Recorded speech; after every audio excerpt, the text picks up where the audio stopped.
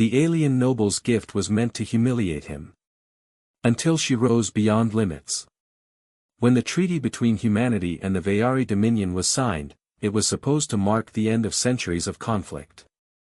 But in practice, peace had come at a cost. Humans were still seen as a lesser species in many alien courts, useful for trade and war, but not respected. So when Captain Elias Ward was summoned before Baron Kareth, one of the Dominion's most arrogant nobles, he braced himself for insult. He did not expect the Baron's gift. The throne room gleamed with crystal pillars, alien banners hanging like frozen light. Baron Kareth, draped in robes that shimmered unnaturally, smirked down at Elias. As a sign of goodwill, Kareth sneered, "I present to you, my daughter." Gasps rippled through the hall. 2 guards wheeled forward a chair carved of silver. Upon it sat a girl, no, a young woman, slender, with pale lavender skin, hair like flowing starlight, and piercing blue eyes that refused to look away. She was beautiful, and broken. Her legs lay motionless beneath a gown that did nothing to hide her frailty. "She cannot walk," Kareth continued with mock sympathy. "A useless heir, a burden to my house. Perhaps your crude human medicine will find some amusement with her.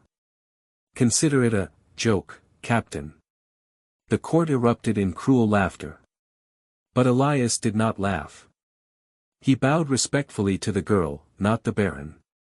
"Then I accept your daughter, not as a gift, nor as a joke, but as a responsibility.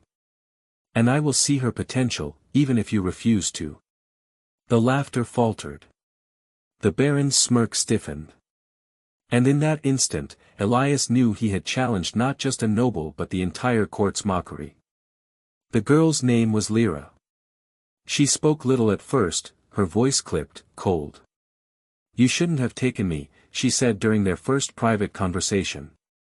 "I am nothing but shame to my father. Now I will be ashamed of you." Elias shook his head. "Shame isn't in who you are, it's in how others choose to see you. But I see someone who refuses to bow her head. That's not a weakness. That's strength." She scoffed, but her eyes flickered with something she had buried for years. Days turned to weeks. Elias ensured she was treated as a valued guest aboard his ship, not as a burden. He introduced her to the crew, who at first were uncertain, then slowly warmed to her sharp wit and piercing intelligence. Lira had spent her life confined, observing rather than participating. But in her confinement, she had become something remarkable, a strategist. She studied star charts, trade routes, and military records with an intensity that stunned Elias. Within a month, she was pointing out flaws in Dominion fleet maneuvers that even seasoned tacticians had missed.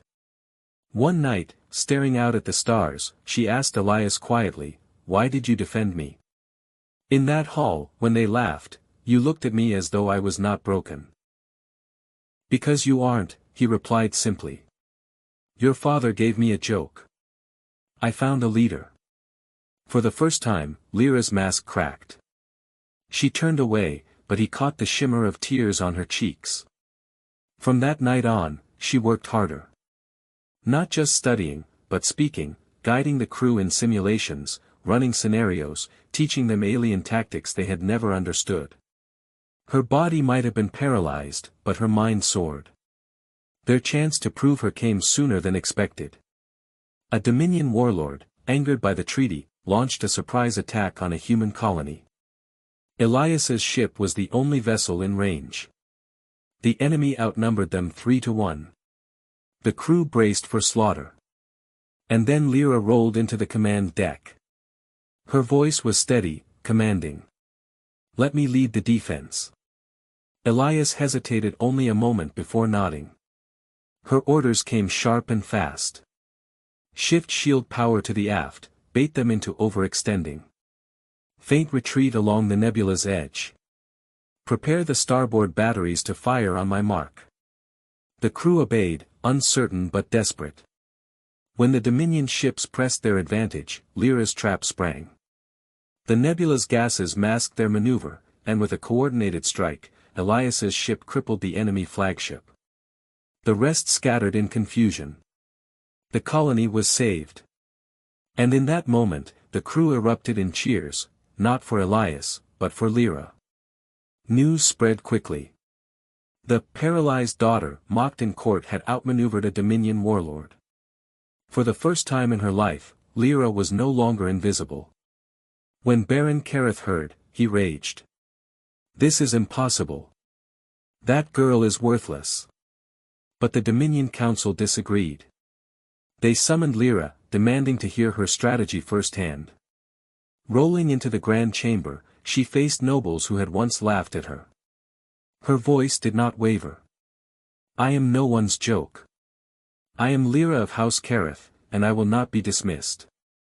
The council listened, and they respected her. Some even declared that her perspective, born of limitation, was exactly what the Dominion needed to evolve. Her father had tried to humiliate her. Instead, she had risen beyond the limits he had placed upon her. Elias watched her that day, pride swelling in his chest. He remembered the frail girl wheeled before him as a joke, eyes full of quiet defiance. Now, those same eyes blazed with fire as she stood, figuratively if not physically, before the empire that had scorned her. Later, she whispered to him, "You gave me a chance when no one else did. You saw me." He smiled. "No, Lira. You did this. You always had the strength. I just made sure you had the stage." And as the alien court bowed their heads in acknowledgement, Elias thought of the Baron's cruel smirk, and he allowed himself a quiet, satisfied smile. What was meant to be a humiliation had become a legend.